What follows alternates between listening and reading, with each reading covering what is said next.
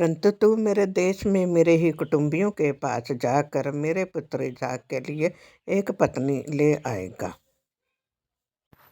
हम लोगों ने देखा था पिछली वीडियो के बीच में, ठीक है, कि परमेश्वर ने अब्राहम को बुलाया था और ये परमेश्वर की योजना थी कि परमेश्वर ने अपनी योजना के अनुसार अब्राहम को बुलाया था और अब्राहम को उसने बहुत सी बरकतें दी।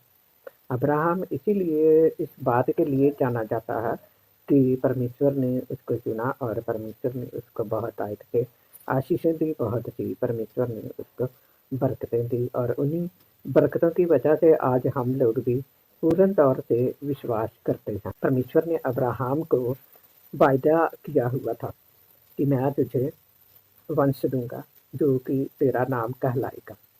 तो बहुत से लोग इस बात को नहीं जानते होंगे कि जो मुस्लिम कौम है वो भी इब्राहिम की है, क्योंकि बहुत से लोग इस बात को तो जानते हैं ना कि जो मुस्लिम लोग हैं वो इब्राहिम को अपना खुदा मानते हैं। तो इब्राहिम के बीच में खुदा वाली बातें थी, खुदा ने प्यार किया तो इसलिए इब्राहिम को वो खुदा मानते थे। तो हम लोग इब्राहिम को खुदा का भक्त मानते हैं, खुदा के वायदे के अनुसार चलने वाला एक अच्छा पुरुष मानते हैं और हम हमेशा उनकी बातों को देखते हैं कि अब्राहम ने कौन कौन सा हुक्म जो था खुदा का पूरा किया और हुक्म पूरा करने के साथ साथ परमेश्वर ने उसको बहुत सी बरकतें भी दी थी। तो इन्हीं बातों को हम भी जरा थोड़ा ध्यान से देखेंगे। तो जब हम लोग देखते हैं कि जो इसहाक था, इसहाक पैदा हुआ, हमने इसहाक के पैदा होने तक देख लिया था, ठीक है, और उससे पहले जो इस्माइल था यानी कि इसहाक का बड़ा भाई था वो पहलौठा था, ठीक है, और उससे मुस्लिम जाति निकली थी। उसकी माँ का नाम हाजिरा था। तो दो बच्चे थे, लेकिन जो इस इसहाक था वो वायदे का पुत्र था। परमेश्वर ने उसके साथ भी बहुत प्यार किया। अभी थोड़ा सा आप लोगों को मैं मतलब कि अच्छे तरीके के साथ बताना चाहूँगी कि इब्राहिम की जब परीक्षा हुई ना, परीक्षा के बारे में भी जानना हमारे लिए बहुत ज़्यादा ज़रूरी है। परमेश्वर ने इब्राहिम को बोला था कि ये जो तुझे मैंने बेटा दिया है तो ये मुझे चाहिए, इसकी बलि करनी है।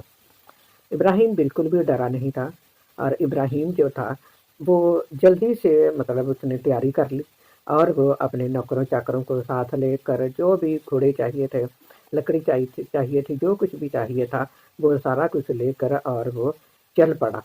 और जब वो चल पड़ा तो आराम से जा रहा, बाप बेटा दोनों जा रहे हैं, बाकी भी जा रहे हैं, लेकिन जिस पहाड़ पर जाकर उसने अपने बेटे को बलि करना था तो वहाँ पर जाकर उसके बेटे ने उसको पूछा कि पिताजी हमारे पास लकड़ियाँ और आग तो है, लेकिन बलि जिसकी चढ़ानी है वो नहीं है। और इब्राहिम ने उसको बड़े अच्छे तरीके के साथ जवाब दिया कि उसका इंतजाम भी खुदा करेगा।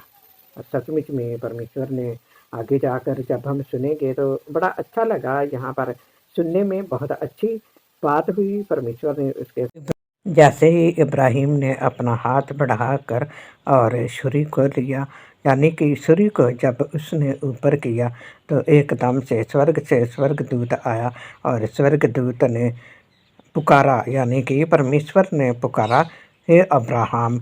और अब्राहम ने बोला कि मैं यहाँ हूँ। और सचमुच में परमेश्वर ने उसकी भेंट को कबूल किया था। और किस तरीके के साथ किया, जब हम इस आयत को पढ़ते हैं तो परमेश्वर के स्वर्गदूत ने उससे क्या कहा। उसने कहा, उस लड़के पर हाथ मत बढ़ा और ना उससे कुछ कर, क्योंकि तूने जो मुझसे अपने पुत्र वरन अपने इकलौते पुत्र को भी नहीं रख छोड़ा। इससे मैं अब जान गया कि तू परमेश्वर का भय मानता है। सबसे बड़ी बात क्या है?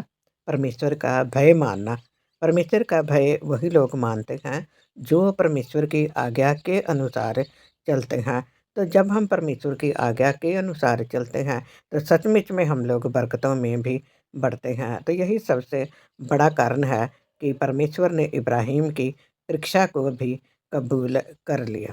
क्या था, यहाँ पर हम पढ़ते हैं, इब्राहिम वृद्ध था और इसकी आयु बहुत थी और यहोवा ने सब बातों में उसको आशीष दी। सो इब्राहिम ने अपने उस दास से जो उसके घर में पुरनिया और उसकी सारी संपत्ति पर अधिकारी था कहा, अपना हाथ मेरी जांघ के नीचे रख। देखो, यहाँ पर हम देखते हैं कि उसने कितनी बड़ी जिम्मेवारी किसको दी, उसके नौकर को, जिसको कि उसने कभी नौकर नहीं बल्कि अपने घर का अधिकारी समझा था। जितनी भी संपत्ति उसके पास थी सारी की सारी उसने उस नौकर को उसकी जिम्मेवारी दे रखी थी। और अब देखते हैं यहाँ पर वो कितनी बड़ी जिम्मेवारी उससे पूरी करवा रहा है। उसको अपने नौकर के ऊपर कितना ज़्यादा विश्वास है, लेकिन इससे ज़्यादा और विश्वास दिलाने के लिए उसने उसको कितनी बड़ी एक कसम उठवा रहा है उसके साथ। और मुझसे आकाश और पृथ्वी के परमेश्वर यहोवा की इस विषय में शपथ खा कि तू मेरे पुत्र के लिए कनानियों की लड़कियों में से जिनके बीच में मैं रहता हूँ किसी को ना ले आएगा, परंतु तू मेरे देश में मेरे ही कुटुंबियों के पास जाकर मेरे पुत्र इसहाक के लिए एक पत्नी ले आएगा। क्योंकि परमेश्वर ने इन चीज़ों के लिए मना किया था कि कोई भी जो लड़का था उसके लिए नॉन क्रिश्चियन लड़की यानी कि जो परमेश्वर को नहीं मानने वाली उसको नहीं लेकर आ सकते थे, और ना ही अपने घर की जो लड़की है दूसरी जातियों में भेज सकते थे। तो इसलिए उसने अपने जो उसके पीछे वाला जो परिवार था, जिस परिवार को वो छोड़ के आया था, या अपनी पत्नी के परिवार में से ही जो पीछे उसका परिवार था उसमें से उसने एक लड़की जो कि अपने बेटे के लिए शादी के लिए उसने मंगवाई थी, उसने इस बात की उससे कसम की, और सचमुच में उस नौकर ने इस काम को पूरा किया। तब इब्राहिम ने एक और पत्नी ब्याली जिसका नाम कतूरा था, और उससे जिमान, योक्सान, मदना और मिधान, जिस्पाक और शू उत्पन्न हुए। यानी कि इसके बीच में अलग अलग नाम लिखे हुए हैं। जो तीसरी पत्नी की थी उसके बारे में इसके बीच में लिखा हुआ, लेकिन स्पेशल इसके बीच में हम इस बात को जानेंगे जब हम देखते हैं 5वें नंबर पर। आप देखिए, इसहाक को तो इब्राहिम ने अपना सब कुछ दिया, पर अपनी रखेलियों के पुत्रों को कुछ कुछ देकर अपने जीते जी अपने पुत्र इसहाक के पास से पूरब देश में भेज दिया। यानी कि उसने मरने से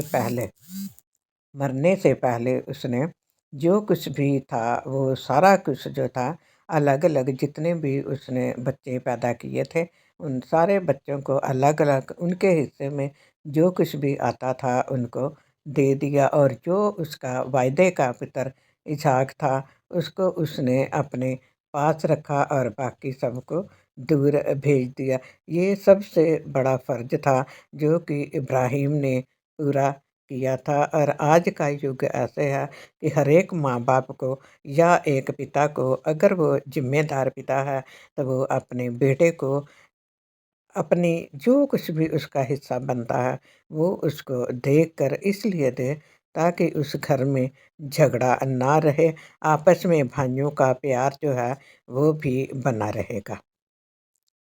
तो इब्राहिम ने इस तरीके से अपने सारे काम को पूरा किया, क्योंकि लिखा है इब्राहिम की सारी अवस्था 175 वर्ष की हुई, और इब्राहिम का दीर्घायु होने के कारण अर्थात पूरे बुढ़ापे की अवस्था में प्राण छूट गया और वह अपने लोगों में जा मिला। इसमें सबसे बड़ी बात यह है कि हमने पूरी बाइबल में कहीं भी ये नहीं देखा कि इब्राहिम जो था वो बीमार होकर मरा। इसमें साफ लिखा हुआ है कि पूरे बुढ़ापे की अवस्था में प्राण छूट गया, यानी कि उसकी उम्र लंबी हुई, और वो पूरी तरीके के साथ, जिस तरीके के साथ इंसान बुजुर्गी में हो जाता है, उसके बाद उसका प्राण छूट गया और वो अपने लोगों में जा मिला।